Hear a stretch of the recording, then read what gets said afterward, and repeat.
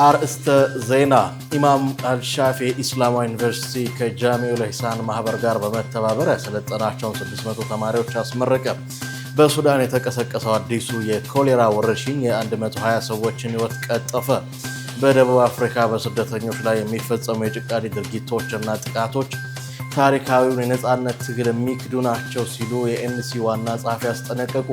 በኢየሩሳሌም ከፍተኛ ውጥረት በነገሰበት ሁኔታ በሺዎች የሚቆጠሩ ፍልስጤማውያን በአልአቅሷ መስጂድ የጁምዓ ሰላት ሰገዱ።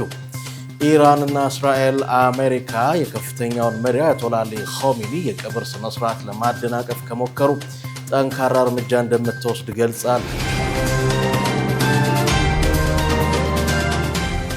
አሰላሙ አለይኩም ወራህመቱላሂ ወበረካቱ። ክቡራትና ክቡራን የነጃሺ ቲቪ የምሽት መረጃ ተመልካቾቻችን እንደምን አምሽታችኋል? ከመረጃዎቹ ጋር ሰኢድ መሐመድ ነኝ። አብራችሁን ቆዩ። ኢማሙ ሻፊዒ ኢስላማዊ ዩኒቨርሲቲ ከኒዳኡል ኢህሳን ማህበር ጋር በመተባበር ያሰለጠናቸውን 600 ተማሪዎች አስመረቀ። የኢማሙ ሻፊዒ ኢስላማዊ ዩኒቨርሲቲ ከኒዳኡል ኢህሳን አልኸይሪያ ዓለም አቀፍ ተራድኦ ድርጅት ጋር በመተባበር ከተለያዩ የሀገሪቱ ክፍሎች የተመለመሉ 600 ኢማሞችን፣ ዱዓቶችን፣ ቃዲዎችን በተለያዩ የሸሪዓ የእውቀት ዘርፎች አሰልጥኖ በአዳማ ከተማ አስመርቋል። በምርቃት ስነ ስርዓቱ ላይ የተገኙት የኢትዮጵያ እስልምና ጉዳዮች ጠቅላይ ምክር ቤት ፕሬዝዳንት ሼክ ሀጂ ኢብራሂም ቱፋ ዩኒቨርሲቲው በርካታ ውጣ ውረዶችን አልፎ ለዚህ ስኬት በመብቃቱ የተሰማቸውን ደስታ ገልጸው ተመራቂዎች ያገኙትን እውቀት ወደ ተግባር በመቀየር ህዝበ ሙስሊሙን በቅንነት እንዲያገለግሉ አደራ ብለዋል። ዋና መቀመጫውን አዳማ ከተማ ያደረገውና በሸሪዓ ዘርፍ በመጀመሪያ ዲግሪ የሰለጠነ የሰው ኃይል በማፍራት ላይ የሚገኘው ይህ አንጋፋ ዩኒቨርሲቲ በማህበራዊ ኃላፊነት ዘርፍም ድጋፍ ለሚያስፈልጋቸው የማህበረሰብ ክፍሎች ከ20 ሚሊዮን ብር በላይ ወጪ በማድረግ የበኩሉን አስተዋጽኦ እያበረከተ ይገኛል።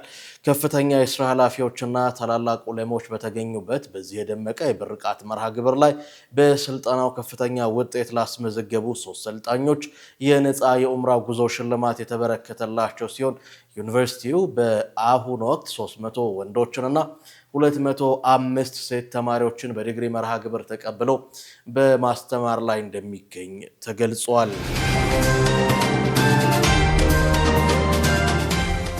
ሀገራዊ ምክክሩ ለጠንካራ ሀገረ መንግስት ግንባታ መሰረት መሆኑን የመንግስት ኮሚኒኬሽን አገልግሎት አስታወቀ። የኢትዮጵያ ሀገራዊ ምክክር ለዘመናት የዘለቀ መዋቅራዊና ፖለቲካዊ ልዩነቶችን በውይይት ለመፍታትና የጋራ ብሔራዊ መግባባትን ለመገንባት የሚያስችል ታሪካዊ እድል መሆኑን የመንግስት ኮሚኒኬሽን አገልግሎት አስታውቋል። እንደ ኢትዮጵያ ባሉ ብዝሃነት ባለባቸው ሀገራት የአንድ ወገን ሀሳብ ብቻ በማንጸባረቅ ዘላቂ መፍትሄ ማምጣት እንደማይቻል የጠቆመው መግለጫው በአሁኑ ወቅት ሀገራዊ ምክክሩ የምርጫ ጉዳይ ሳይሆን ጠንካራ፣ ሉዓላዊ፣ የተረጋጋ ሀገርን ለመገንባት የሚጠይቅ ታሪካዊ ግዴታ መሆኑን አመልክቷል። የሀገራዊ ምክክር ኮሚሽን ይፋ ያደረጋቸው 8ቱ ዋና ዋና የምክክር አጀንዳዎች የሁሉንም ኢትዮጵያውያን ድምፅና የወደፊት ራዕይ የሚያንጸባርቁ መሆናቸው የተገለጸ ሲሆን ሂደቱን ለማሳካት የፖለቲካ ፓርቲዎች፣ የሲቪክ ማህበራት፣ የሃይማኖት ተቋማት፣ ምሁራን ንቁ ተሳትፎ እንዲያደርጉ ጥሪ ቀርቧል። ለመጪው ትውልድ በሰላምና በመተማመን የሚኖርባትን ሀገር ለማስረከብ ሂደቱን ከሚያደናቅፉ አፍራሽ ሀሳቦች በመቆጠብ ለመደማመጥ፣ ለመግባባት ቅድሚያ መስጠት እንደሚገባም አገልግሎቱ አሳስቧል። የስራና ክህሎት ሚኒስቴር በጣሊያን ሀገር ለተገኙ የስራ ዕድሎች ምዝገባ መጀመሩን አስታወቀ።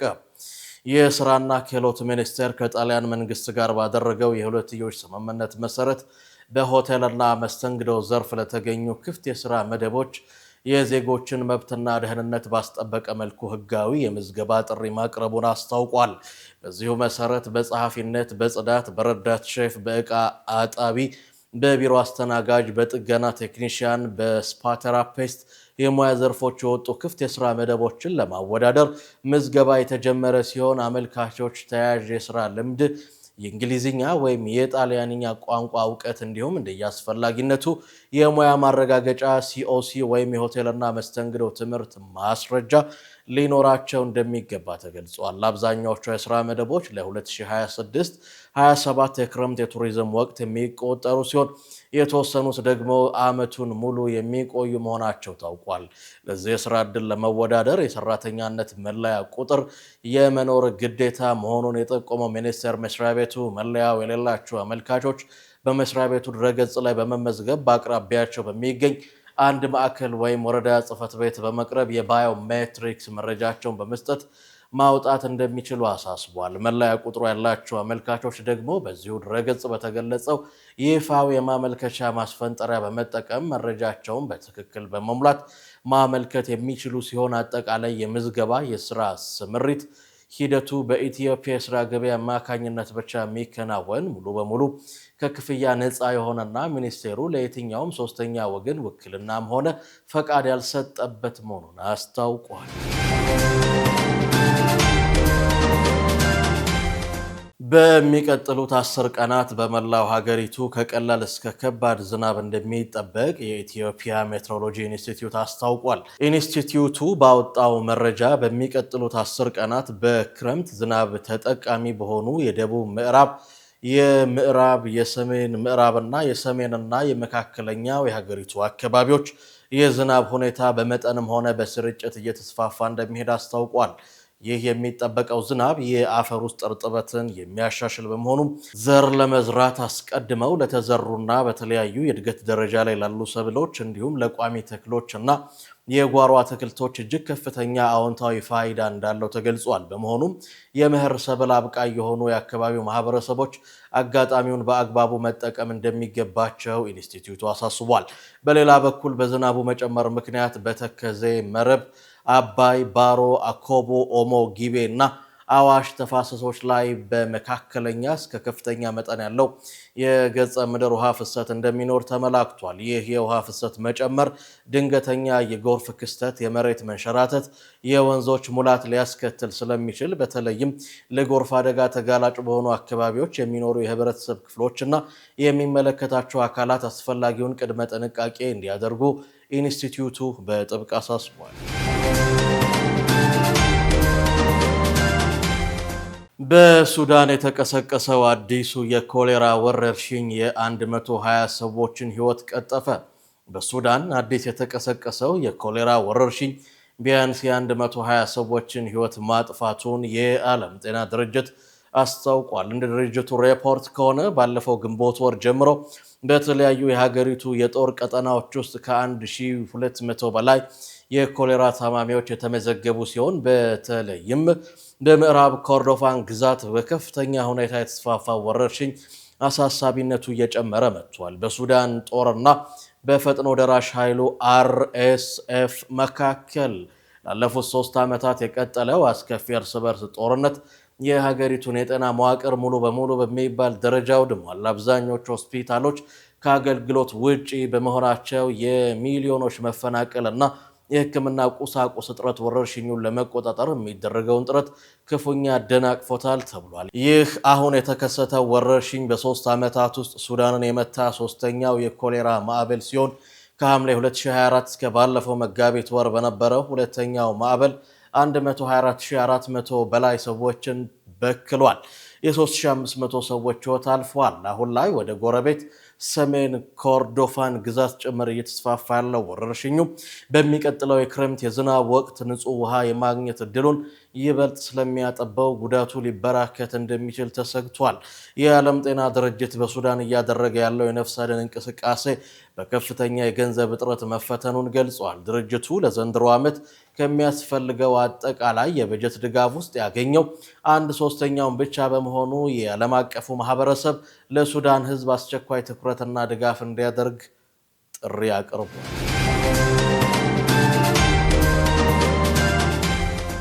በኮት ዲቫር በደረሰ የጎርፍ መጥለቅለቅ አደጋ የ59 ሰዎች ህይወት አለፈ። ከባለፈው ግንቦት አጋማሽ ጀምሮ በኮት ዲቫር በጣለው ከባድ ዝናብ ሳቢያ በተከሰተው የጎርፍ ዝናብ መሬት መንሸራተት አደጋ ቢያንስ 59 ሰዎች ህይወታቸው አልፏል። የሀገሪቱ መንግስትም ይህንን አምኗል። በኮት ዲቫር መዲና በሆነችው አቢጃን ውስጥ በፈታን የከተማ መስፋፋት ሳቢያ በተገነቡ ህገ ወጥና ለአደጋ ተጋላጭ መኖሪያ ቤቶች ላይ የደረሰው ጉዳት የከፋ መሆኑ ተገልጿል።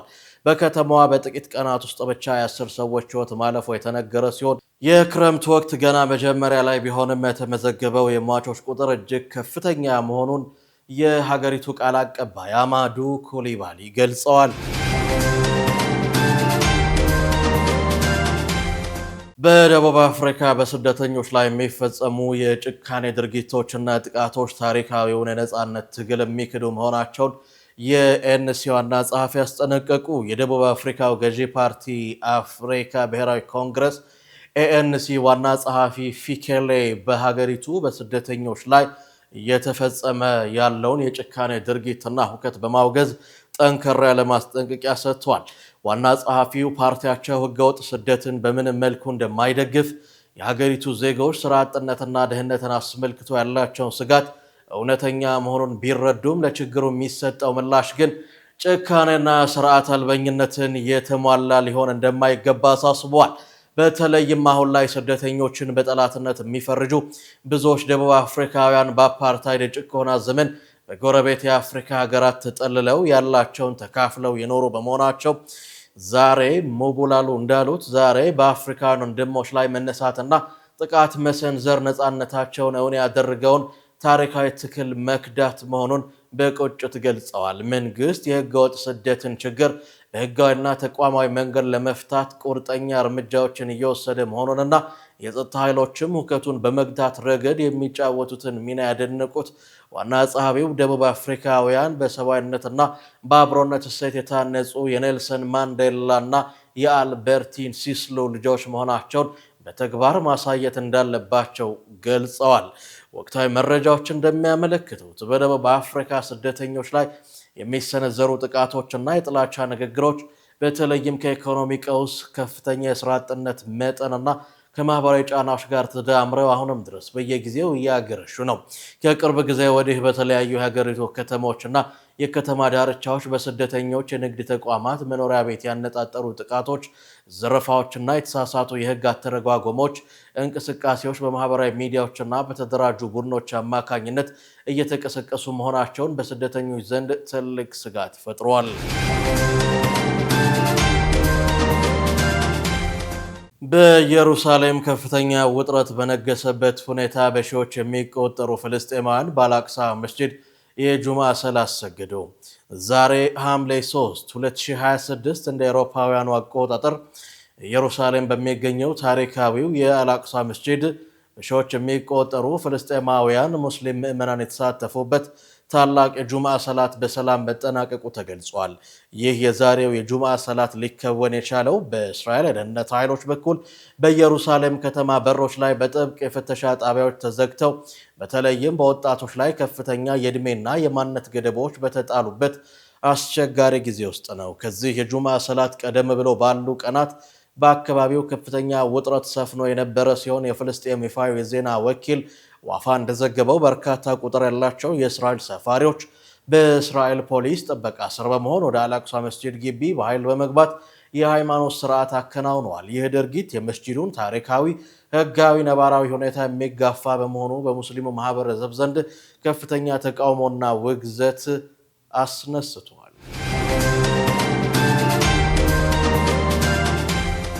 ኢራን፣ እስራኤልና አሜሪካ የከፍተኛውን መሪ አያቶላ አሊ ኻሜኒን የቀብር ስነስርዓት ለማደናቀፍ ከሞከሩ ጠንካራ እርምጃ እንደምትወስድ ገለጸች።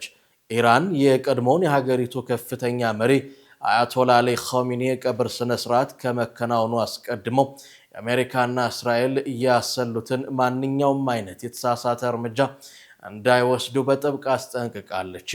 የኢራን ጦር ኃይሎች ባወጡት መግለጫ በሀገሪቱ ላይ የሚሰነዘርን ማንኛውም አይነት ጥቃት ተከትሎ የሚመጣው አጸፋዊ እርምጃ እጅግ ከባድ እንደሚሆን በመግለጽ ጠላቶቻቸው ከእንዲህ አይነቱ ስህተት እንዲቆጠቡ አሳስበዋል። በተጨማሪም በሆርሙዝ ባህር ወሽመጥ ላይ የሚደረጉ የአሜሪካ የጦር አውሮፕላኖች እንቅስቃሴ የቀጠናውን ደህንነት አደጋ ላይ የሚጥሉ መሆናቸውን በመጥቀስ ለአካባቢው ሉዓላዊነት ሲባል ፈጣንና ወሳኝ ምላሽ እንደሚሰጡ አስታውቀዋል። የኢራኑ ጠቅላይ መሪ አያቶላ አሊ ኻሜኒ የ7 ቀናት የቀብር ስነ ስርዓት መርሃ ግብር ይፋ ተደረገ። በአሜሪካ እስራኤል እና ኢራን መካከል በተቀሰቀሰው ጦርነት ምክንያት ባለፈው መጋቢት ወር ሊካሄድ ታቅዶ የነበረውና የተራዘመው የኢራኑ ጠቅላይ መሪ አያቶላ አሊ ኻሜኒ የቀብር ስነ ስርዓት ከዛሬ ጀምሮ ለመጪዎቹ 7 ቀናት በኢራንና በኢራቅ ከተሞች እንደሚከናወን ይፋ ተደርጓል። ለ36 ዓመታት ሀገሪቱን የመሩትና ወታደራዊ መዋቅሯን የቀረጹት የ86 ዓመቱ አሊ ኻሜኒ ጦርነቱ በፈነዳበት የመጀመሪያው ቀን በመኖሪያ ግቢያቸው ላይ በተሰነዘረ የጋራ የአሜሪካና የእስራኤል አየር ጥቃት ከቤተሰቦቻቸው ጋር መገደላቸው ይታወሳል። ይህ የቀብር ስነ ስርዓት ጦርነቱ ከተጀመረበት ጊዜ ጀምሮ ከህዝብ እይታ ተሰውረው የቆዩት ልጃቸውና ተተኪያቸው ሞጅተባ ኻሜኒ ስልጣን ከያዙ በኋላ የሚከናወን የመጀመሪያው ትልቅ የመንግስት ስነ ስርዓት እንደሆነ ተገልጿል። ይፋዊ መርሃ ግብሩ ዛሬ በዋና ከተማው ቴህራን የሚጀመር ሲሆን የዓለም መሪዎችና ከፍተኛ ባለስልጣናት ክብራቸውን ለመግለጽ ወደ ቴህራን እያቀኑ ነው። በመቀጠልም ሐምሌ 4 እና 5 የሟቾቹ አስክሬን ህዝቡ የመጨረሻውን ስንበት እንዲያደርግለት በቴህራን ግራንድ ሞሳላ መስጂድ የሚቆይ ሲሆን በሐምሌ 6 እና 7 የሽኝ ሰልፉ ወደ ታዋቂው የሺዓ ሃይማኖታዊ ትምህርት ማዕከል ቆም ከተማ ይጓዛል። ከዚያም አስክሬኑ ወደ ጎረቤት አገር ኢራቅ በመሄድ በሐምሌ 8 ቀን በናጃፍ ዓለም አቀፍ አውሮፕላን ማረፊያ ይፋ አቀባበል ከተደረገለት በኋላ በናጃፍ እና ካርባላ ከተሞች የህዝብ ሽኝት ሰልፍ ይካሄዳል። በመጨረሻም በሐምሌ 9 ቀን አስክሬኑ ወደ ኢራን ተመልሶ በኻሜኒ የትውልድ ስፍራ በሆነው መሻድ ከተማ በሚገኘው የኢማም ሬዛ መቅደስ የቀብር ስነ ስርዓቱ እንደሚፈጸም አልጀዚራ ዘግቧል።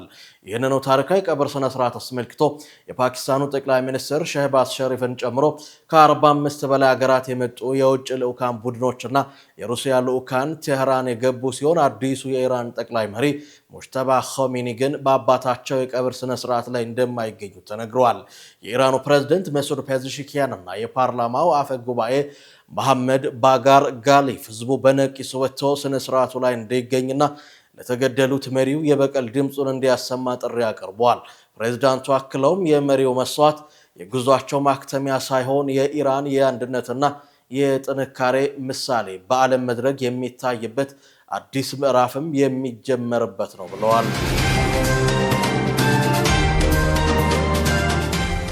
በመጨረሻም ወደ ዕለቱ የቢዝነስ መረጃ ያለፈን ዙበይዳ ሐሰን እንደሚከተለው አዘጋጅተዋለች። ዘምዘም ባንክ የካፒታል ማርኬት ገበያውን መቀላቀሉ ተነግሯል። ዘምዘም ባንክ ከኢትዮጵያ ካፒታል ገበያ ባለስልጣን የአክሲዮን ምዝገባ ፈቃድ በማግኘት የመጀመሪያው ከወለድ ነጻ ባንክ መሆኑን አስታውቋል። ባንኩ ነባር 5 ሚሊዮን አክሲዮኖች ዋጋ 5 ቢሊዮን የሆነና ተጨማሪ 1 ሚሊዮን የአክሲዮን ዋጋ 1 ቢሊዮን በሆነ ትርፍ ድርሻ ወደ ካፒታል የሚቀየር እንዲሁም በቅድሚያ መብት አክሲዮን ማሳደግ የያዘ የምዝገባ ፈቃድ ከኢትዮጵያ ካፒታል ገበያ ባለስልጣን ተሰጥቶታል ተብሏል።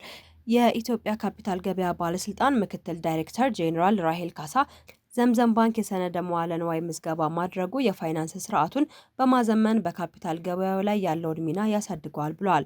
የዘምዘም ባንክ ስራ አስፈጻሚ መሊክ በድሪ በበኩላቸው ዘምዘም ባንክ ወደ ካፒታል ገበያ መግባቱ በሀገራችን የኢስላሚክ ፋይናንስ ዘርፍ ውስጥ ሱኩክን ጨምሮ ሌሎች የሸሪዓ መርሆችን የተከተሉ የፋይናንስ አገልግሎቶች እንዲገቡ ያግዛል ብለዋል።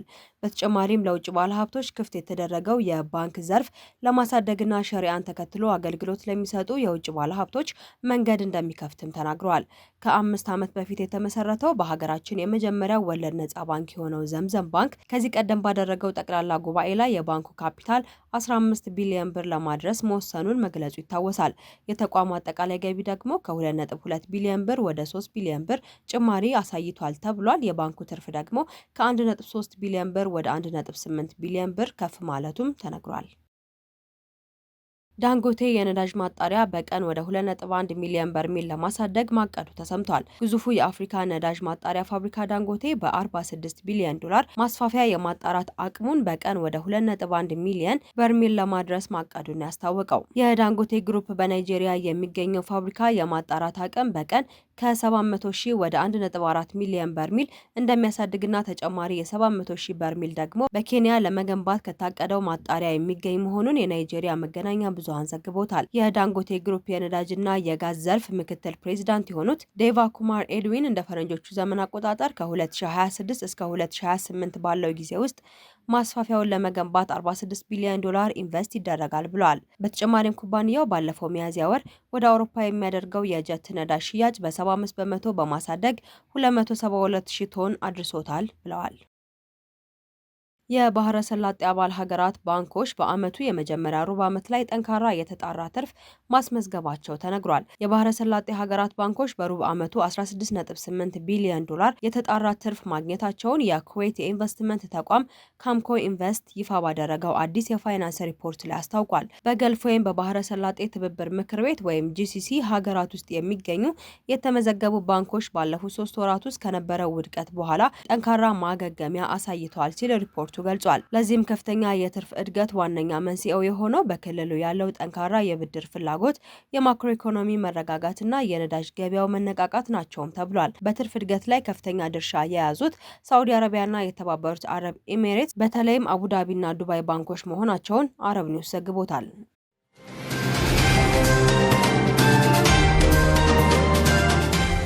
ክቡራትና ክቡራን የነጃሽ ቲቪ የምሽት መረጃ ተመልካቾቻችን የዕለቱን የምሽት መረጃ በዚሁ አገባደድን። ከቀሪ የነጃሽ ቲቪ የምሽት መሰናዶ ጋር መልካም ምሽት።